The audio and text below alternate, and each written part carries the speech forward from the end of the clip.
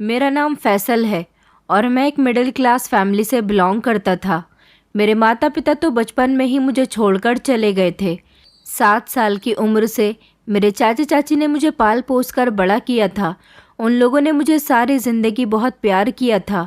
मेरी चाची की 2 बेटियां थीं और दोनों ही बहुत प्यारी थीं। जीते जी मेरे पापा का सपना था कि वो मुझे हायर स्टडी करवाकर किसी कामयाब इंसान के रूप में देखना चाहते थे।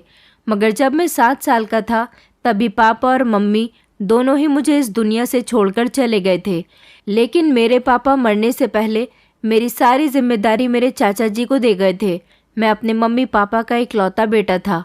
मेरे चाचा ने मुझे बिल्कुल अपने बेटे की तरह पाला था। चाचा के पास तो कोई बेटा भी नहीं था, इसलिए वो मुझे ही अपना बेटा मानते थे।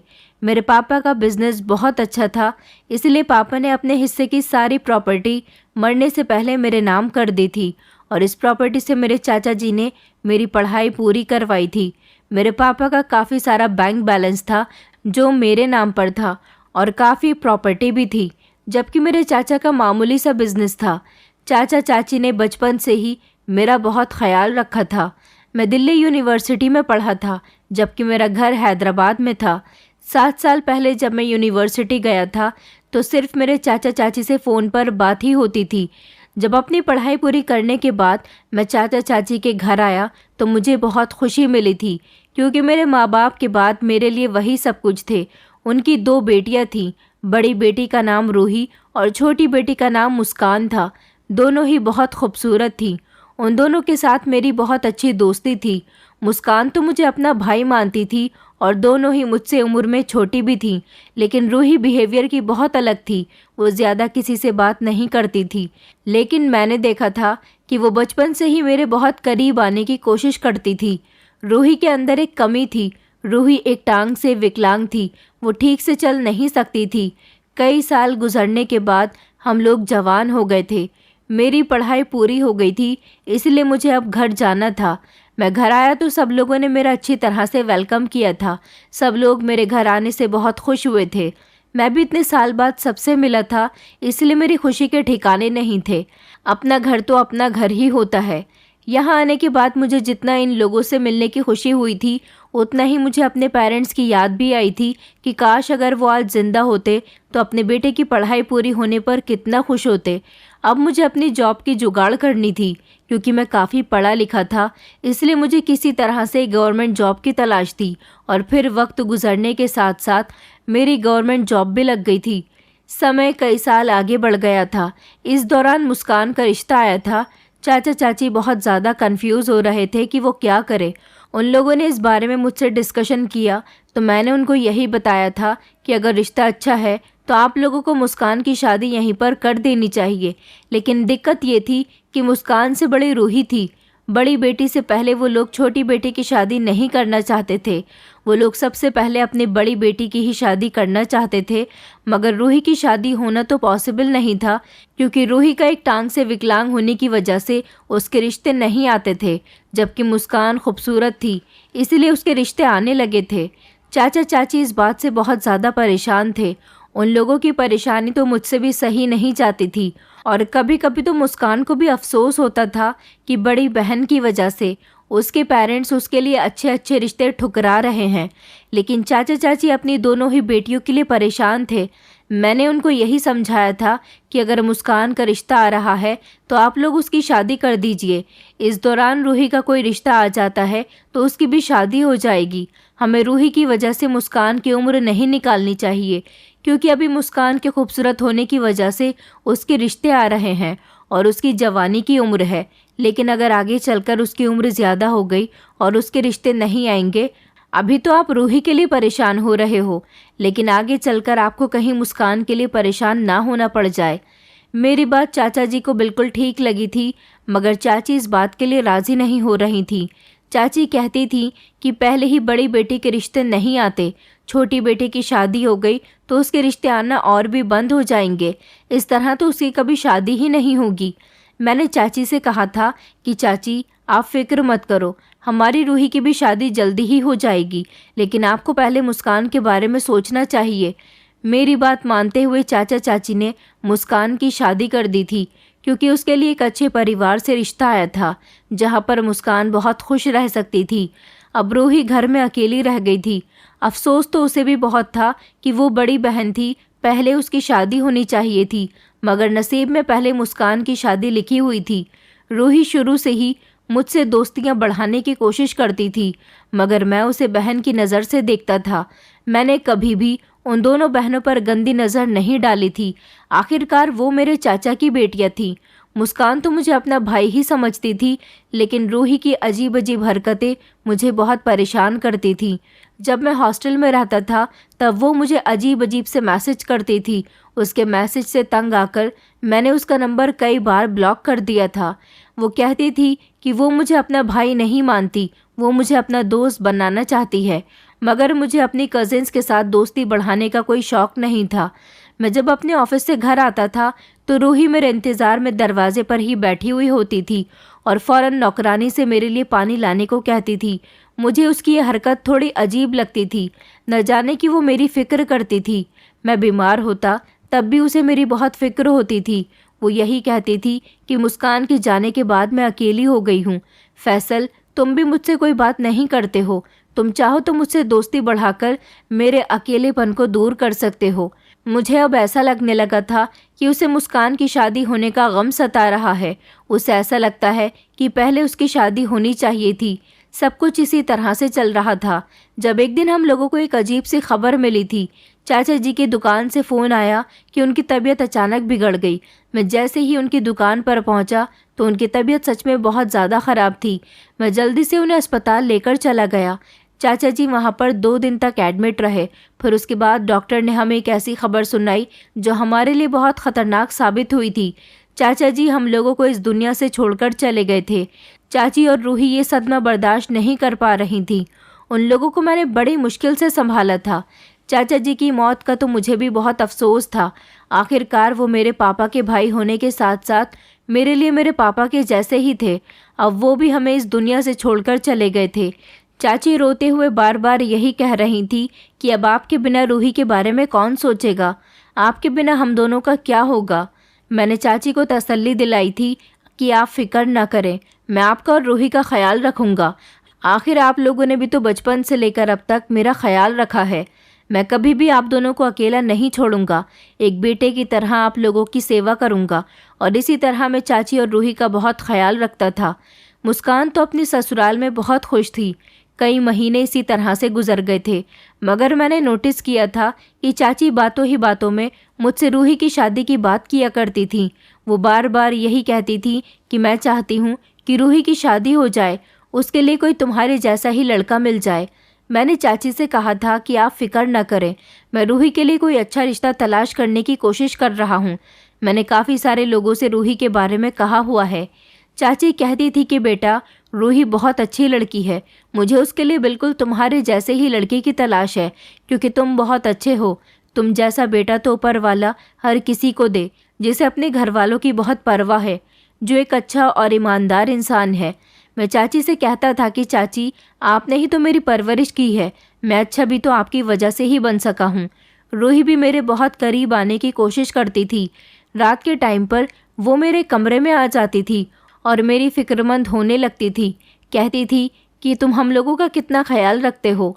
इसी बहाने कभी वो मेरा हाथ पकड़ लिया करती थी तो कभी मुझे कंधे से टच करने की कोशिश करती थी, मगर मैं उससे हमेशा दूर रहता था। मुझे भी उसकी फ़िक्र थी, इसलिए मैंने कई रिश्ते करने वाले लोगों से उसके बारे में बात की हुई थी, लेकिन उसके विकलांग होने की वजह से उसके लिए कोई भी अच्छा रिश्ता नहीं मिल पा रहा था। चाची भी चाचा जी के मरने के बाद मुझे पहले से ज़्यादा प्यार जताने लगी थी और हर दूसरे तीसरे दिन मेरी पसंद का खाना बनाया करती थी।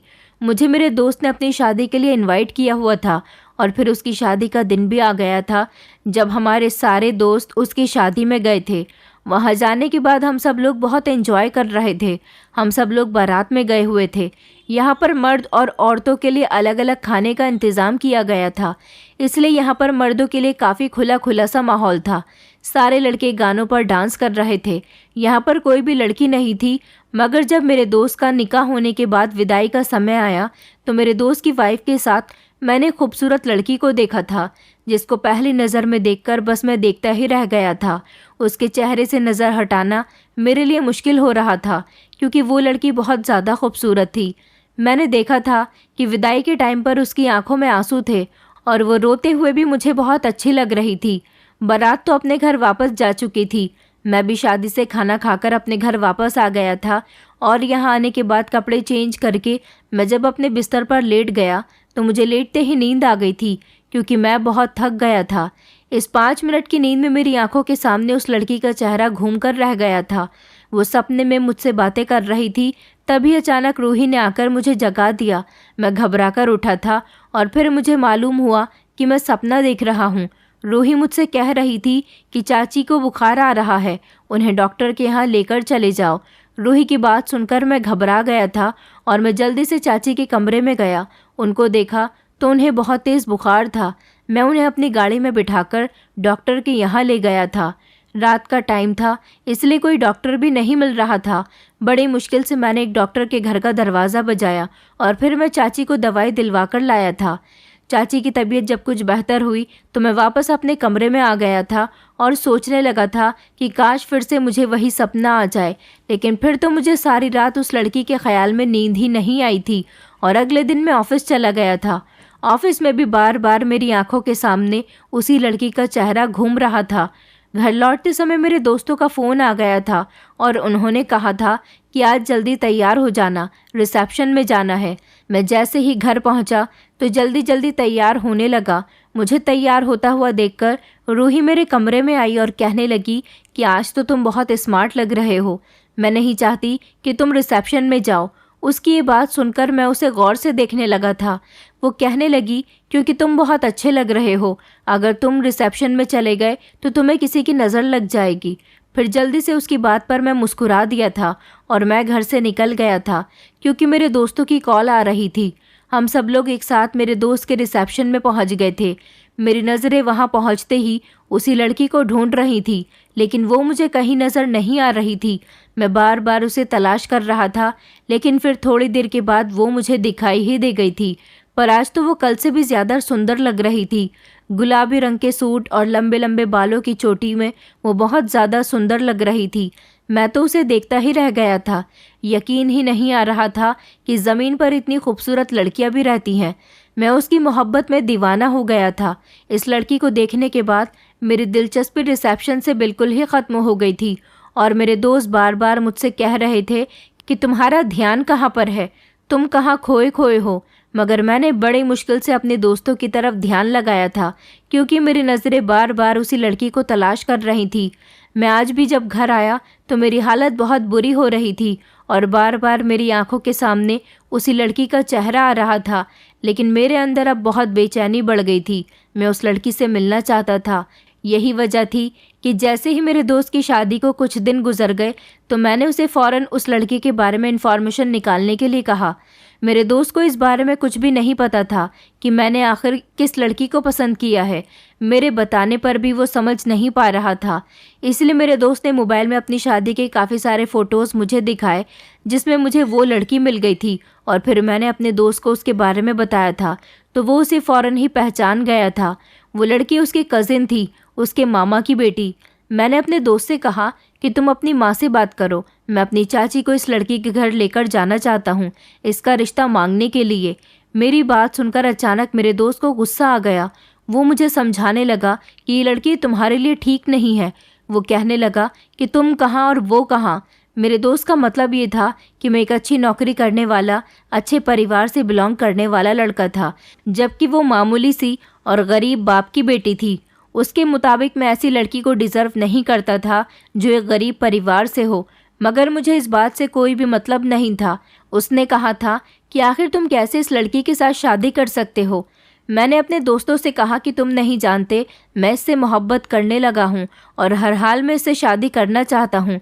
मेरी इतनी एक्साइटमेंट देखकर मेरा दोस्त खामोश हो गया था। हालांकि वो कुछ कहना चाहता था, ये शायद मुझे इस मामले से रोकना चाहता था, लेकिन उसने मुझे नहीं रोका।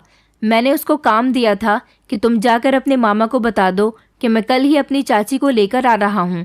मैं घर जाकर अपनी चाची को भी इस लड़की के बारे में बताता हूँ ताकि वो इस रिश्ते पर ध्यान दे सकें। मैंने घर आकर चाची को लड़की के बारे में बताया तो चाची के होश उड़ गए थे। वो कहने लगी कि बेटा, ये तुम क्या कर रहे हो? मैं ऐसे कैसे उस लड़की के घर रिश्ता लेकर जा सकती हूँ जिसको मैं जानती भी नहीं हूँ। चाची की बात करने में बहुत घबराहट थी। मैंने कहा, चाची, मैं आपको सब बताता हूँ, आपको घबराने की ज़रूरत नहीं है।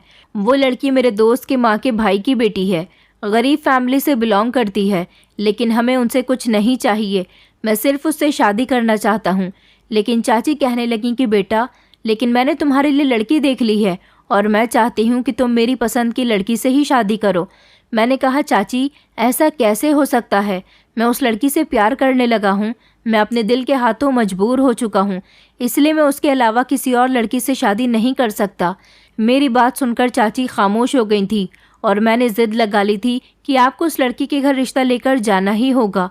मेरे कहने के मुताबिक चाची वहाँ पर रिश्ता लेकर तो चली गई थी, मगर मैंने देखा था कि चाची का मूड मेरी तरफ से बहुत ख़राब हो रहा था और इन दिनों रूही का मूड भी बिल्कुल अच्छा नहीं था।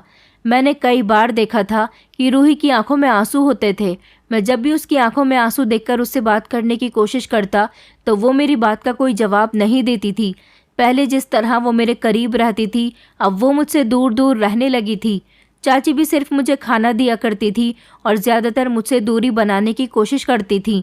इन लोगों के ऐसे बिहेवियर की मुझे कुछ समझ नहीं आई थी। चाची का तो मैं जानता था कि वो मेरी शादी अपनी पसंद की लड़की से करवाना चाहती थी, मगर रूही के बारे में भी मैं नहीं जान सका था कि वो मुझसे खफा खफा से क्यों रहने लगी है। मुस्कान को भी जब पता चला कि मेरा रिश्ता हो चुका है तो वो बहुत खुश हुई थी, क्योंकि चाची जब उस लड़की के घर मेरा रिश्ता लेकर गई थी तो उसके घर वालों ने फ़ौरन ही रिश्ते के लिए हाँ कर दी थी। उनको मेरे दोस्त ने मेरे बारे में सब कुछ बता दिया था और उन लोगों से ये बात भी हो गई थी कि हमें लड़की के अलावा दहेज में कुछ भी नहीं चाहिए। वो लोग गरीब थे और उनकी बेटी का रिश्ता इतने अच्छे परिवार में होने जा रहा था, इसलिए वो लोग बहुत आसानी से मान गए थे। मेरी शादी की डेट भी फिक्स हो गई थी, लेकिन मैं देख रहा था कि मेरी शादी की तैयारियां मेरे कहने पर चाची कर तो रही थी, मगर वो बिल्कुल भी खुश नहीं थी। मैंने चाची का मूड ख़राब देखकर उनसे बात की और उनसे कहा कि आप इस रिश्ते के लिए खुश नहीं हैं क्या? आप नहीं चाहती कि मेरी शादी मेरे मर्ज़ी के मुताबिक हो? तो वो कहने लगी कि तुमने हमारी मर्ज़ी कभी चलने ही नहीं दी। ऐसा नहीं है कि मैं तुम्हारी शादी से खुश नहीं हूँ। मैं खुश हूँ क्योंकि तुम मेरे बेटे के समान हो, मगर तुम्हारी खुशी के लिए मैंने किसी की खुशियों को मार दिया है। चाची की बातों का मतलब मैं समझ नहीं सका था और ना ही उन्होंने मुझे ठीक से समझाया था। मैं सबसे ज़्यादा खुश तो इस बात पर था कि मेरी शादी मेरी पसंद की लड़की के साथ होने जा रही थी। मैं चाची, मुस्कान और अपने थोड़े से दोस्तों के साथ फ़िज़ा के घर बारात लेकर चला गया था, मगर हैरानी की बात ये थी कि मेरी शादी में रूही शामिल नहीं हुई थी। न जाने रूही को क्या हो गया था, वो बहुत उदास उदास से रहने लगी थी और हर टाइम किसी बात पर चाची से झगड़ा करती रहती थी। न जाने वो इतनी चिड़चिड़ी क्यों हो गई थी।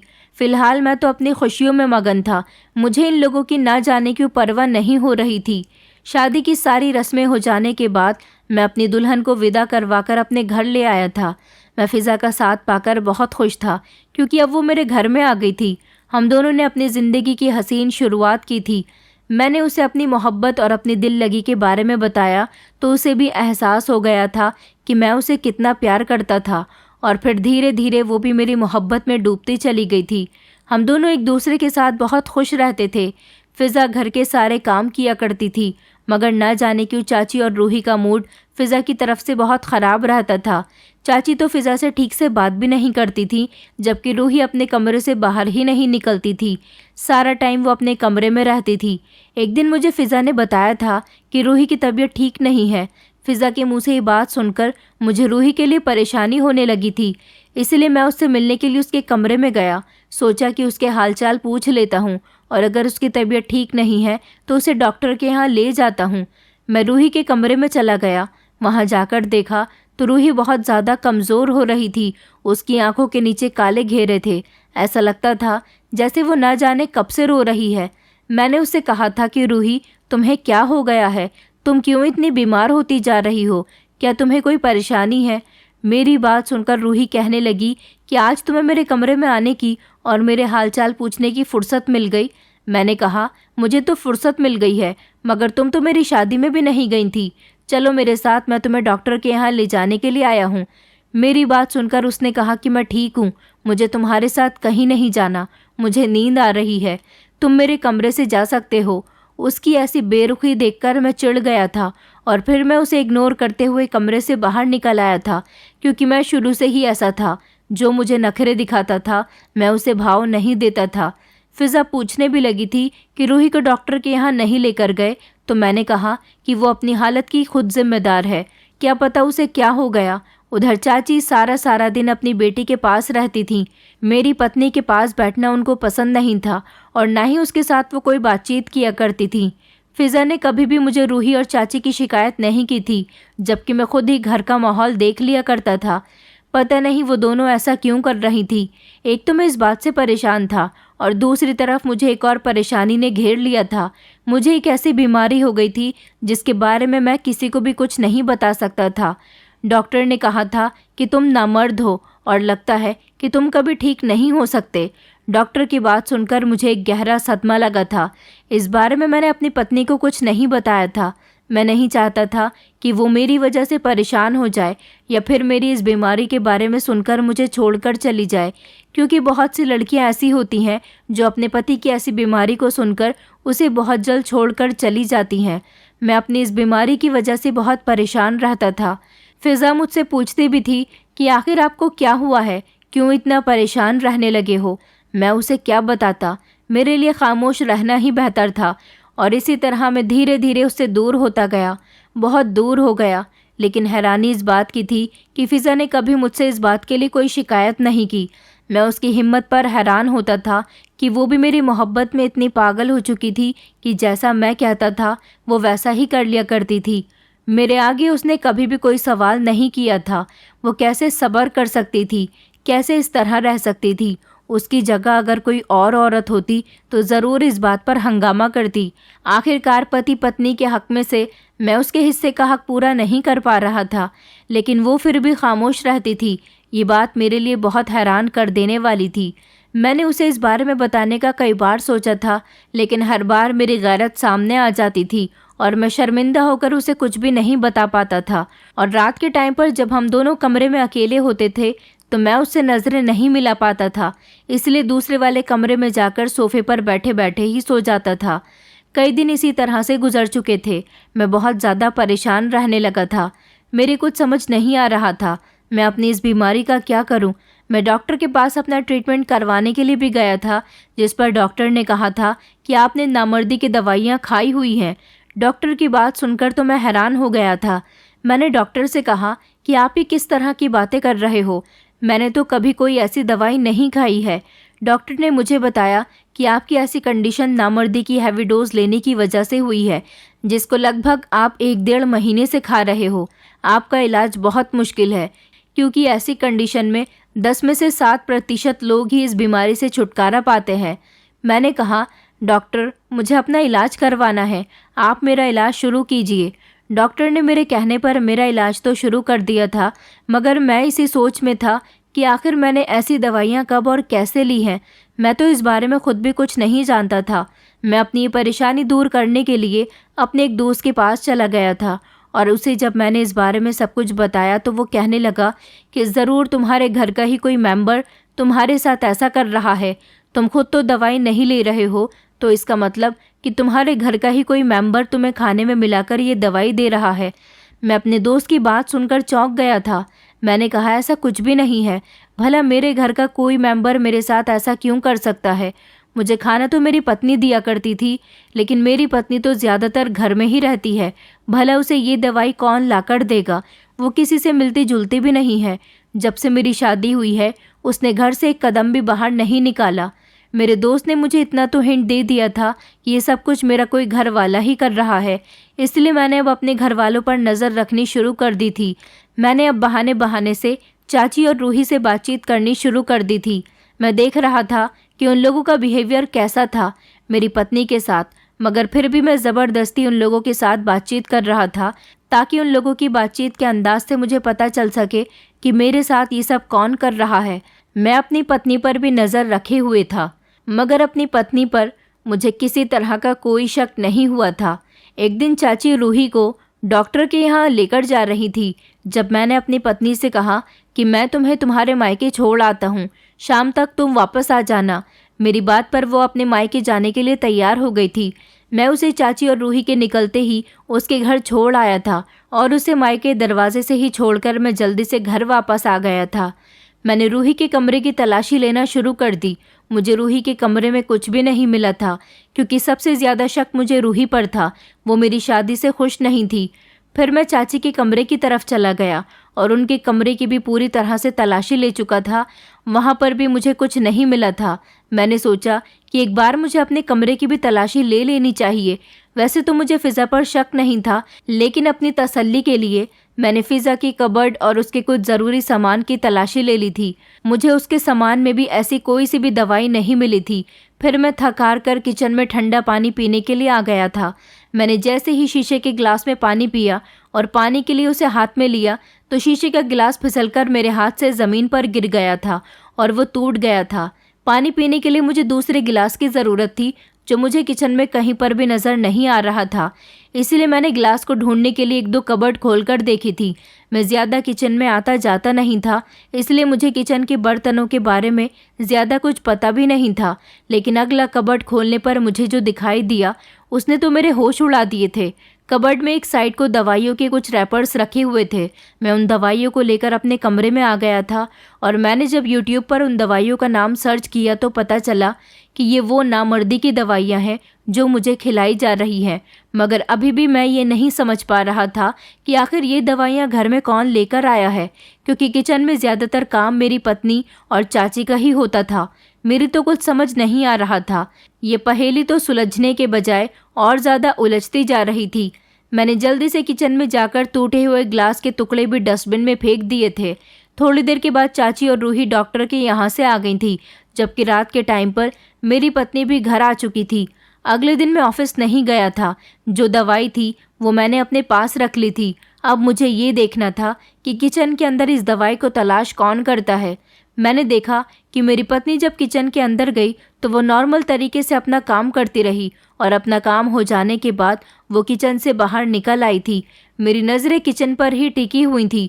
दोपहर के खाने का टाइम हो गया था। सुबह का नाश्ता मैंने घर के बाहर किया था। अपनी पत्नी से भी नाश्ता करने के लिए मैंने मना कर दिया था और ज़्यादातर खाना चाची ही बनाया करती थी। मेरी पत्नी घर के बाकी काम किया करती थी। जब चाची किचन के अंदर गईं तो मैंने उन पर भी नज़र रखी, मगर ये देखकर मेरे होश उड़ गए थे कि चाची किचन की तलाशी ले रही थी और बहुत ज़्यादा परेशान नज़र आ रही थी। मैं समझ गया था कि चाची ज़रूर उसी दवाई को तलाश कर रही है। चाची के चेहरे पर पसीना आने लगा था और वो बार बार इस कबर्ड में जहाँ पर मुझे दवाई रखी हुई मिली थी वहाँ पर तलाशी ले रही थी और उनके चेहरे पर एक अजीब से एक्सप्रेशन थे। उसी समय मैं किचन में चला गया और चाची से कहने लगा कि ऐसा लगता है चाची आप कुछ तलाश कर रही हैं। मेरी बात सुनकर अचानक से चाची शॉक्ड रह गई थी और कहने लगी कि नहीं, मैं तो खाना बना रही हूँ। मैंने कहा कहीं आप ये दवाई तो नहीं ढूंढ रही। चाची ने हैरानी से मुझे पलटकर देखा था और जैसे ही उनकी नज़र मेरे हाथों पर गई तो उनके होश उड़ गए थे। उन्होंने कहा कैसी दवाई, मैं तो कुछ भी नहीं तलाश कर रही। मैंने कहा चाची आपके चेहरे से साफ नज़र आ रहा है आप झूठ बोल रही हैं। चाची कहने लगी कि तुम्हारा क्या मतलब है, मैं किचन में खाना बना रही हूँ, मुझे मिर्ची का डिब्बा नहीं मिल रहा, बस वही तलाश कर रही थी। मैंने कहा मिर्ची का डब्बा तो आपके ठीक सामने ही रखा हुआ है, तो फिर आप कौन सी मिर्ची का डिब्बा ढूंढ रही हैं? मेरी बात पर चाची ने कोई जवाब नहीं दिया था, जबकि उनका चेहरा मेरे सवालों पर पीला पड़ चुका था। मेरी आंखों में खून खौल उठा था। मैंने चाची से कहा मैं तो आपको अपनी माँ समान समझता था, आखिर आपने मेरे साथ ऐसा क्यों किया? मुझसे ऐसी भी क्या गलती हो गई थी जो आप मुझे नामर्द बनाने पर तैयार हो गई? मेरी बात पहले तो चाची सुनती रही थी और फिर थोड़ी देर के बाद उनका गुस्सा हाई हो गया था। वो कहने लगी कि तुम्हारा क्या मतलब है, तुम क्या कहना चाहते हो? क्या तुम्हारी कोई गलती नहीं थी? तुम्हारी वजह से मेरी बेटी की ज़िंदगी बर्बाद हो गई। मैं चाहती थी कि अपनी रूही की शादी तुम्हारे साथ करवा दूंगी। इस तरह मेरी बेटी तुम्हारी पत्नी भी बन जाएगी और इस घर में भी रहेगी। तुम हमारे घर के बच्चे हो, उसका बहुत ख्याल रखोगे, मगर तुमने मेरी बेटी का फ़ायदा उठाया। तुमने उसके ही सामने इस घर में दूसरी लड़की को लाकर बिठा दिया। मेरी बेटी तुमसे प्यार करती थी। क्या ही हो जाता अगर तुम मेरी विकलांग बेटी को एक्सेप्ट कर लेते? सारे ज़माने ने उसे ठुकरा दिया, मगर मुझे तुमसे उम्मीद थी कि तुम मुझसे शादी ज़रूर करोगे। आखिर बचपन से लेकर अब तक मैंने और तुम्हारे चाचा ने तुम्हारी परवरिश की है। क्या तुम मेरे और मेरी बेटी के लिए इतना नहीं कर सकते थे? मैं तुम्हारी अपनी बेटी के साथ शादी करवाकर अपनी बेटी को तुम्हारे साथ खुश देखना चाहती थी, मगर जिस दिन से तुमने इस लड़की के साथ शादी की है वो बीमार रहने लगी है। वो पहले से ही विकलांग है, ऊपर से तुम्हारी शादी ने उसे और ज़्यादा बीमार भी बना दिया। मेरी बेटी दिन रात रोती रहती है। दुनिया ने उसे एक्सेप्ट नहीं किया, मगर उसे उम्मीद थी कि तुम उसे एक्सेप्ट ज़रूर करोगे। यही वजह है कि मैं और मेरी बेटी तुम्हारी पत्नी को पसंद नहीं करते। मैं तुम्हारे कहने पर इस लड़की को इस घर की बहू बनाकर तो ले आई हूँ, मगर मैंने इसे दिल से एक्सेप्ट नहीं किया। अपनी बेटी का बदला लेने के लिए मैंने तुम्हें खाने में नामर्दी की दवाई देना शुरू कर दी, ताकि तुम नामर्द बनकर रहो और अपनी बीवी से दूर रहो। जिस तरह तुमने मेरी बेटी को खुद से दूर कर दिया है, इस तरह तुम भी अपनी मोहब्बत से दूर रहो और तुम्हें भी कोई खुशी नसीब न हो। तुमने हमारी सारी ज़िंदगी की परवरिश का ये सिला दिया। मेरी बेटी बचपन से अपनी आंखों में तुम्हारे सपने सजाए बैठी है, मगर तुमने उसके सारे सपनों को तोड़ दिया। ये बात कहकर चाची फूट फूट कर रोने लगी थी। चाची की बात सुनकर मुझे बड़ी हैरानी हुई थी कि उनके दिल में मेरे लिए इतनी नफरत भरी हुई थी। उन्होंने मेरे साथ ये सब कुछ किया। रूही मुझसे प्यार करती थी, ये बात तो मैं कभी समझ नहीं पाया था। मुझे ऐसा ज़रूर लगता था कि वो मेरे करीब आने की कोशिश करती है। मुझे रूही से कभी प्यार मोहब्बत वाली फीलिंग आई ही नहीं थी। मैं तो उसे अपनी बहन मानता था। कभी मैंने उसके बारे में कुछ ऐसा वैसा नहीं सोचा था, लेकिन मैं जिसे पसंद करता था शादी भी उसी से करना चाहता था। चाची ने बदले की आग में मेरे लिए बड़ी मुसीबत खड़ी कर दी थी। उनकी दवाइयों की वजह से मैं नामर्द हो गया था। उन्होंने ये भी नहीं सोचा कि जिसकी उन्होंने सारी ज़िंदगी माँ बनकर परवरिश की, वो उसके साथ कितना बड़ा बदला लेने जा रही हैं। चाची की बातों का मैंने कोई जवाब नहीं दिया था। वो रो रही थी। मैंने उनको तसल्ली भी नहीं दी थी, मगर जैसे ही मैं पलटा तो ये देखकर मैं दंग रह गया था कि किचन के दरवाजे पर खड़ी हुई मेरी पत्नी हम दोनों की सारी बातें सुन चुकी थी। मुझसे खुद की नज़रें मिलते हुए देखकर वो कमरे में चली गई थी। मैं भी उसके पीछे पीछे गया और उससे बात करने की कोशिश करने लगा। मैंने उसे बताया कि मैंने तुमसे ये बात छुपाई है, उसके लिए मुझे माफ़ कर दो। मेरी पत्नी कहने लगी कि कोई बात नहीं, आपको अपना इलाज करवाना चाहिए। मुझे तो सिर्फ आपसे मोहब्बत है। मैं आपके साथ किसी भी हाल में रहने के लिए तैयार हूँ। बस मुझे आपका प्यार और साथ चाहिए। अपनी पत्नी की बात सुनकर मैंने एक गहरी सांस भरी थी, क्योंकि उसकी तरफ से मुझे तसल्ली हो गई थी कि वो मेरे लिए एक अच्छी और मोहब्बत करने वाली पत्नी साबित हुई थी। मगर मैं चाची को इस गलती के लिए माफ़ नहीं कर सकता था। कई दिनों तक मैं चाची से बहुत नाराज़ रहा था और रूही के कमरे में भी नहीं गया था। कई दिन इसी तरह से गुजर गए थे। मेरी पत्नी मेरा बहुत ख्याल रखती थी। मेरी सच्चाई जानने के बावजूद भी वो मेरे साथ अच्छे तरीके से रहती थी। एक दिन हमारे यहाँ रूही के लिए एक अमीर परिवार से रिश्ता आया था। उन लोगों ने खुद चाची से रूही के रिश्ते की बात की थी। उन लोगों का कहना था कि उन्हें सिर्फ लड़की से मतलब है। ऐसा इसलिए था क्योंकि लड़का भी एक टांग से विकलांग था और अमीर होने के बावजूद भी उन्हें अपने बेटे के लिए कहीं रिश्ता नहीं मिल रहा था। किसी ने उन्हें रूही के बारे में बताया तो वो लोग रिश्ता लेकर हमारे घर तक पहुंच गए थे। जब चाची ने लड़के की फ़ोटो देखी और लड़की के पूरे परिवार के बारे में उन्हें पता चला तो चाची इस रिश्ते के लिए बहुत खुश हुई थी। चाची ने इस रिश्ते के लिए रूही को मना लिया था और इस तरह रूही की शादी एक अच्छे और अमीर परिवार में हो गई। चाची ने अपने किए की मुझसे माफ़ी मांग ली थी और चाची मेरी बड़ी थी, मेरी माँ की जगह थी, इसलिए मैंने उन्हें माफ़ कर दिया था। 2 साल इसी तरह से गुजर गए थे। मेरा इलाज अभी भी डॉक्टर से चल रहा था। डॉक्टर ने ट्रीटमेंट के लास्ट मोमेंट पर मुझे कुछ टेस्ट लिख कर दिए थे। मैंने जब वो टेस्ट करवाए तो सारे ही टेस्ट नॉर्मल आए थे और कुछ समय बाद मेरी पत्नी भी प्रेग्नेंट हो गई थी। इस खबर को सुनकर मैं फूला नहीं समा रहा था। चाची भी मेरी पत्नी के साथ अब ठीक हो गई थी। सारी पुरानी बातें वो भूल गई थी और उन्होंने मुझे भी पुरानी बातों को भूलने के लिए कहा था।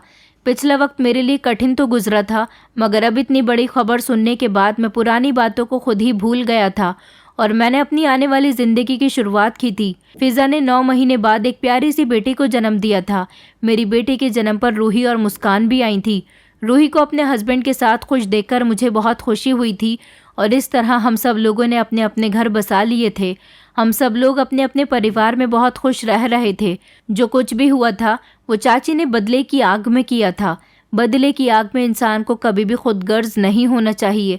बदला लेने से पहले उसे ये ज़रूर देख लेना चाहिए कि हम बदला लेने के चक्कर में अगर सामने वाले को तकलीफ़ दे रहे हैं तो याद रहे कि वही तकलीफ़ पलटकर हमें ज़रूर मिलनी है। इसलिए बदला लेने के चक्कर में अपने आप को किसी गुनाह में शामिल न करें। सब कुछ ऊपर वाले पर छोड़ दें, वो सबके लिए फ़ैसले करने वाला है। दोस्तों, उम्मीद करती हूँ आपको हमारी कहानी पसंद आई होगी।